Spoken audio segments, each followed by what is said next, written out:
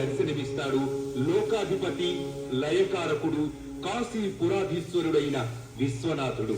శంభో శంభో గిరీశ భవజంభోరిహినుత పద కమల శివ శంభో మనోహర భవం భూదికరణ భట శరణ శివ శంభో శంభో ధరజ మనోహర భవం భూదికరణ భట శరణ శివ శంభో.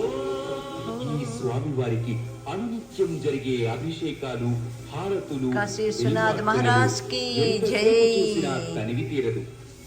ఈ దర్శనం కోసమే సుదూర ప్రాంతాల నుంచి భక్తులు తరలివస్తారు. విశ్వనాథుణ్ణి దర్శించినంతనే మా జన్మ ధన్యమైందంటూ పునీతులవుతారు. హరిసురార్చితలింగం నిర్మల భాసిత శోభితలింగం జన్మజ దుఃఖ వినాశకలింగం తత్ప్రణమామి సదా శివలింగం. దేవముని ప్రవరార్చితలింగం కామదహన కరుణాకరలింగం. అయ్యవారిని దర్శించిన భక్తులు అమ్మను దర్శించకుండా ఉండలేరు. అయితే ఇక్కడ అమ్మవారు 2 రూపాల్లో దర్శనమిస్తుంది. అన్నపూర్ణమాత, అష్టాదశ శక్తిపీఠం విశాలాక్షి, విశాలాక్షిగాను, కాశీపురాధీశ్వరి అన్నపూర్ణమ్మగాను జగన్మాత ఇక్కడ విరాజిల్లుతోంది.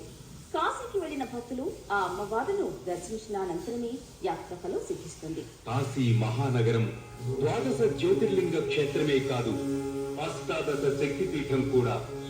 ఈ క్షేత్రంలోని సర్వమంగళకారిణి సకలాభీష్ట ప్రదాయిని విశాలాక్షి అమ్మవారు. విశ్వనాథుడి ఆలయానికి కొద్ది దూరంలోనే అమ్మవారి ఆలయం దర్శనమిస్తుంది. దక్షిణ భారత సంప్రదాయంలో నిర్మించిన ఈ ఆలయంలోనే విశాలాక్షి అమ్మవారు విరాజిల్లుతోంది. గర్భాలయంలో స్వయంభూ విశాలాక్షి దేవితో పాటు ప్రతిష్ఠిత అమ్మవారి విగ్రహాన్ని కూడా భక్తులు దర్శించుకోవచ్చు.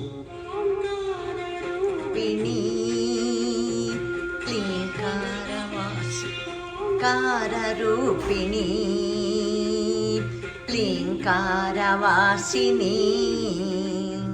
జగదేక మోహిని ప్రకృతి స్వరూపిణి. శరీర విచ్ఛిన్నం కారణంగా ఏర్పడిన 18 మహిమాన్విత శక్తిపీఠాల్లో ఈ విశాలాక్షి ఆలయం కూడా ఒకటి. అందుకే ఈ అమ్మవారిని దర్శించేందుకు దేవి ఉపాసకులు బారులు తీరుతారు. ఇదే ఆలయం నేను కుంకుమార్చన కూడా చేసుకున్నాను. అక్కడ గుర్తుందా మీకు? పలు ఉపాలయాలు నిర్మితమై ఉన్నాయి. వెంకటేశ్వర, గణపతి తదితర దేవత